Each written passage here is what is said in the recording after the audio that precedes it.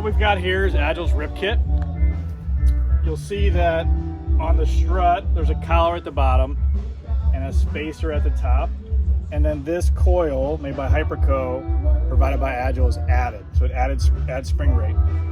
Also, in the Rip Kit, there's a bracket here that allows us to add this 2-inch Fox shock and connect it to the lower control arm. This van also has a big brake kit and an air locker in the rear that allows us to turn an open differential rear axle into a locked, fully four-wheel drive system locked axle. Okay, the difference between before and after? So before, a Sprinter like this is pretty overloaded once this build is done.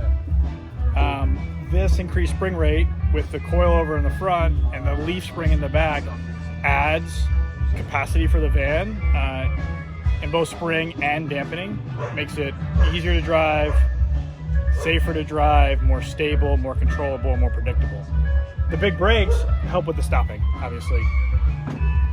This van weighs almost 9,000 pounds, and a factory Mercedes brake setup really just isn't capable of stopping this van the way we want to stop it.